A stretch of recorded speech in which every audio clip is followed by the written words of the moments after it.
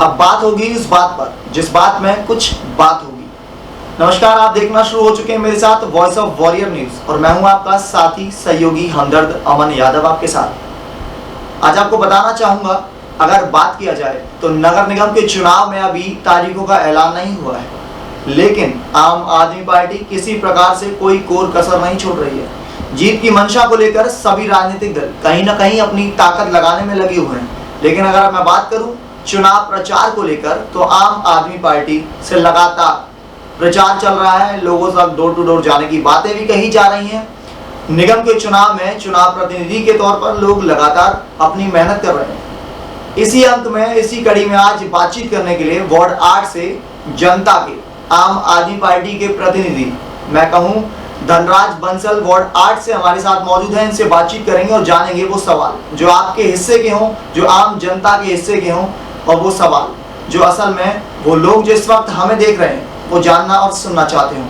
धनराज बंसल जी, बहुत बहुत स्वागत है हमारे साथ जुड़ने के लिए। धन्यवाद अमन जी, और वॉइस ऑफ वॉरियर के सभी दर्शकों को मेरा प्रणाम, नमस्कार। बंसल साहब, सबसे पहला सवाल, क्या कुछ चुनाव को लेकर आपके मन में कहीं ना कहीं ये जो तैयारी लगातार चल रही है, अभी तारीखों का ऐलान नहीं हुआ है लेकिन आप लगातार लोगों के बीच में पहुंच रहे हैं? देखिए, चुनाव देर सवेर जब भी हो, आम आदमी पार्टी इसको पूरी पुरजोर ताकत से लड़ेगी और हम एक स्ट्रॉन्ग विकल्प के रूप में उभर रहे हैं। जनता का हमें प्यार आशीर्वाद मिल रहा है। हमने हाल फिलहाल में घर घर पहुंचने के लिए बिजली आंदोलन और फिर परिवार जोड़ो आंदोलन चलाया है, जिसमें हम घर घर जा रहे हैं और जनता को बता रहे हैं कि दिल्ली और पंजाब में क्या अच्छे काम हो रहे हैं और गुड़गांव में क्या मिसिंग है, हरियाणा में क्या मिसिंग है, क्या नहीं हो रहा, क्या है हमारी कोर स्ट्रेंथ, कैसे हमने स्कूल्स अच्छे किए, हॉस्पिटल्स अच्छे किए और कैसे हम गुड़गांव में वो सब करने वाले हैं जो हमने करके दिखाया है पंजाब और दिल्ली। और ये केवल प्रचार केवल नगर निगम के चुनाव तक सीमित नहीं है। हम जनता के बीच जा रहे हैं, जो भी चुनाव नहीं पता आज के दिन की नगर निगम के चुनाव ही पहले होंगे, क्योंकि ऑलरेडी 1 साल के करीब डिलेड हैं।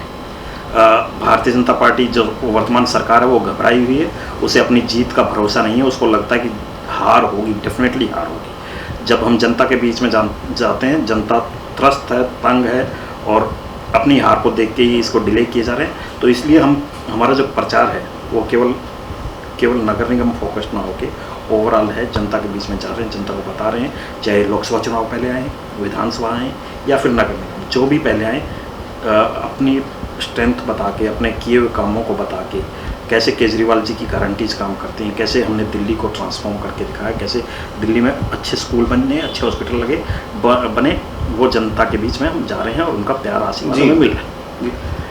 एक इसी से जुड़ा हुआ एक सवाल जरूर पूछना चाहूंगा कि आपके नेता आईआईटी के नाम पर बेहद मशहूर हैं। वो किसी भी जनसभा में पहुंचने पर कहते हैं कि मैं पढ़ा लिखा नेता हूं, आईआईटी किया हुआ हूं।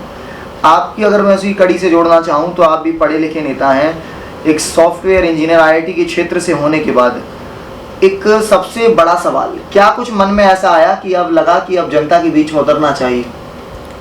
देखिए, मेरा हमेशा से मानना रहा है कि पढ़े लिखे लोग अगर राजनीति में आएंगे तो वो अच्छा कर पाएंगे और वो केवल अधिकारियों के बयानबाजी या अधिकारियों से मिसगाइड नहीं होंगे। जी, हमारे नेता केजरीवाल जी ने करके दिखाया और आज तो जनता कहने लगी कि अनपढ़ को हम वोट नहीं देंगे, पढ़ा लिखा ही नेता होना चाहिए। और पढ़े लिखे लोग, आप अगर हम लोकल मुद्दों की बात करें तो आप पाएंगे कि हमारे वार्ड में नज़दीक की एक सिविल हॉस्पिटल तक का, जो ये 9A से सिविल हॉस्पिटल तक का, गवर्नमेंट कॉलेज तक का रोड है, ये पिछले 2-2.5 साल से पेंडिंग है। ये 700-800 मीटर का टुकड़ा, जिसके कारण जनता बहुत त्रस्त है, दुखी है और एक छोटा सा टुकड़ा नहीं बन पा रहा। और ऐसा शहर गुड़गांव जो बहुत कुछ कमा के देता है, उसके बावजूद वो नहीं हुआ। तो इसलिए फिर सोचा कि अनपढ़ या टिपिकल सफेदपोश नेताओं के भरोसे ना रह के अब राजनीति के फील्ड में उतरना पड़ेगा। लोग कहते हैं गंदगी है, केजरीवाल जी भी कहते थे कि अब गंदगी में उतरना पड़ेगा। अन्ना हजारे जी ने पहले एक बार विरोध भी किया था शायद, या कुछ था।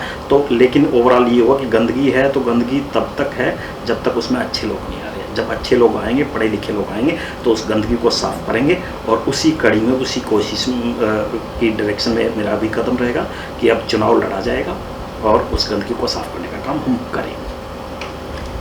चुनाव की बात करें, निगम के चुनाव में तमाम प्रत्याशी भी आपके विपक्ष में रहे होंगे, सबसे मजबूत चेहरा कोई जिसे क्या किसी को मानते हैं आप, या आपको कोई लग रहा हो कि आपकी टक्कर में कोई है? देखिए, टक्कर में कोई नहीं है। टक्कर हमने तो जनता तक जाना है, जनता के बीच में वो करना है। टक्कर में अगर रूलिंग पार्टी की बात करें तो रूलिंग पार्टी तो कहीं एग्जिस्टेंस में नहीं है, वो घबराए हुए हैं, डरे हुए हैं। एक इनसे ऑलरेडी इंस्टॉल्ड ट्रैफिक सिग्नल, अगर हम बात करेंगे पास में पेट्रोल पंप के पास सेक्टर 9 चौक, जिसको डॉक्टर भीमराव अंबेडकर चौक बोलते हैं, उस पर ट्रैफिक सिग्नल इंस्टॉल्ड है काफ़ी टाइम से, और वो एक दिन भी शायद चली नहीं, वर्षों से ख़राब है। उसके ठीक करवाने के लिए मैं कई बार पत्राचार कर चुका हूँ, लेटर्स लिख चुका हूँ, और हर किसी को लिख चुका हूँ, डीसी से लेके मुख्यमंत्री, होम मिनिस्टर और सब तक, वो भी ठीक नहीं हो रही। तो ये तो ग्राउंड छोड़ के भाग चुके हैं, इनको अब जीत का कुछ नहीं लग रहा। मुख्यमंत्री जी से पीछे पिछले कुछ टाइम पहले किसी ने प्रश्न पूछा था कि अगली बार अगर आपको सेवा का मौका नहीं मिला तो क्या करें। उनका जवाब था कि हम चादर तान के सो जाएंगे। तो ऑलरेडी वो चादर तान के सो चुके हैं, ग्राउंड छोड़ चुके हैं। ये तो हुई आपकी रूलिंग पार्टी की हालत। और भी आसपास कोई विकल्प या स्ट्रॉन्ग नहीं है। आम आदमी पार्टी ही एक बहुत मजबूत स्ट्रॉन्ग विपक्ष के आज के दिन विपक्ष, और अगले आने वाले टाइम में हम सत्ता पक्ष में होंगे।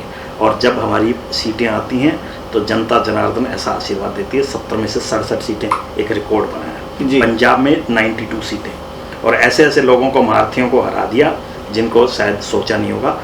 ट्रेडिशनली जो 50-50 साल से राजनीति में थे, 11 बार जो विधायक रह चुके थे, ऐसे लोगों को और ऐसे लोगों ने हराया जो जनता के बीच में रहते थे, जनता के बीच में काम करते थे, लेकिन आर्थिक रूप से जो सबल नहीं थे। तो ऐसे लोगों को हराया है।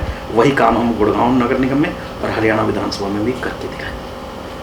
मेरा एक सवाल आपसे और अंतिम सवाल, धनराज बंसल जी से अगर पूछा जाए कि आपकी लड़ाई भारतीय जनता पार्टी से है या फिर कांग्रेस, क्या लग रहा है आपको इस बार टक्कर में कौन रहने वाला है और आपका प्रदर्शन कैसा दिखाई देगा? क्योंकि कहीं ना कहीं लोग जो हैं या विपक्ष है ये बात कहता है कि आम आदमी पार्टी इस वक्त अपना जनाधार ढूंढ रही है। कितनी सच्चाई, क्या कहेंगे आप? देखिए, मैं कई बार कहता हूँ, सोशल मीडिया पे भी लिखता हूँ कि जब खट्टर साहब सरकार में आए उससे पहले बीजेपी की हरियाणा में सीटें होती थी 4 जी। 2014 से पहले हरियाणा विधानसभा में बीजेपी की सीटें 4 होती थी। 4 के बाद 47 हुई, 47 के बाद 40 हुई, और 40 के बाद अब 2024 के विधानसभा चुनाव में वापस ये 4 पर आ जाएंगे। नो प्रॉफिट नो लॉस का हिसाब किताब करके जाएंगे। खट्टर साहब ने जब सरकार संभाली उससे पहले, मतलब जब पार्टी संभाली, सरकार संभाली, उससे पहले 4 सीटें थी, और जब ये छोड़ेंगे तब 4 पे ये लाके आएंगे। ये तो हुई भाजपा की बात। अब रहती कांग्रेस की, कांग्रेस वाले तो अपना खुद का संगठन नहीं बना पाए। आज कांग्रेस में कहा जाता है कि हुड्डा जी की कांग्रेस, सुरजेवाला की कांग्रेस, फलाने की कांग्रेस, ये की कांग्रेस और वो की कांग्रेस। ये 9 साल से अपना संगठन नहीं बना पाए। संगठन की जब बनाने की बात होती है तब इनमें जुतम पैजार हो जाती है, लड़ाई झगड़े हो जाते हैं, एक दूसरे का सिर फोड़ देते हैं। कांग्रेस तो ऐसी पार्टी जिसके प्रदेश अध्यक्ष पहले तंवर साहब होते थे, जो आज आम आदमी पार्टी में है, उनका सिर फोड़ दिया गया था, लाठियाँ चलाई गई थी। एक प्रदेश अध्यक्ष की जहाँ कोई इज्जत ना हो, ठीक है, जो अपना संगठन ना खड़ा कर पाए, वो पार्टी क्या करेगी, क्या प्रदेश का करेगी? जनता को अब समझना पड़ेगा कि आपके असली मुद्दे क्या हैं। क्या आपको ट्रेडिशनल परिवारवादी राजनीति चाहिए, या फिर ऐसी राजनीति चाहिए जो कि प्रदेश में स्कूल बनाए, हॉस्पिटल बनाए? आज मैं कहता हूं कि आज मैं आमंत्रित करता हूं, अभी हम गुड़गांव में भी एक अभियान चलाएंगे कि यहाँ के लोगों को, यहाँ के सरकारी स्कूल के बच्चों को या पेरेंट्स को हम दिल्ली के स्कूल दिखाएंगे।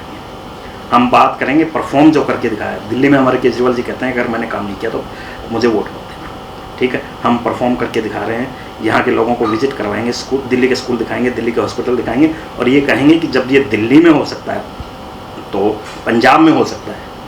पंजाब में स्कूल ऑफ एमिनेंस, दिल्ली में स्कूल ऑफ एक्सीलेंस, ये सब जब पंजाब और दिल्ली में हो सकता है तो हरियाणा में क्यों नहीं हो सकता? हरियाणा के लोगों ने क्या गुनाह किया?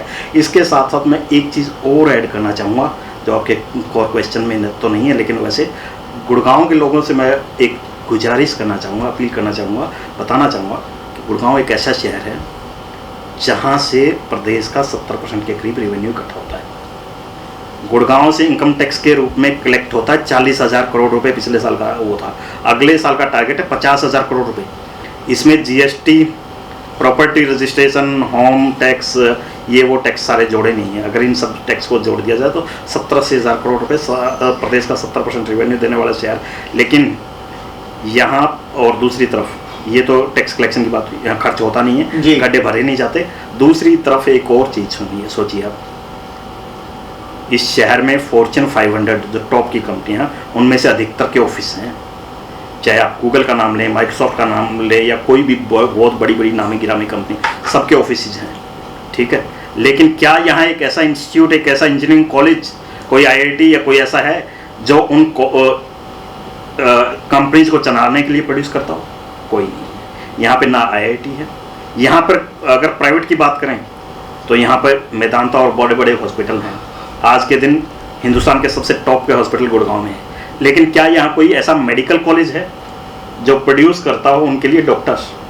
जवाब होगा नहीं। ना तो यहाँ पे ऐसा कोई नेशनल रेपुटेशन का, इंटरनेशनल रेपुटेशन का इंजीनियरिंग कॉलेज, ना कोई बिजनेस स्कूल ऐसा, ना ही यहाँ पे कोई एम्स टाइप का बढ़िया मेडिकल कॉलेज या मेडिकल कॉलेज या हॉस्पिटल जिसमें से प्रोड्यूस होके मेदांता जैसे के लिए डॉक्टर्स हो।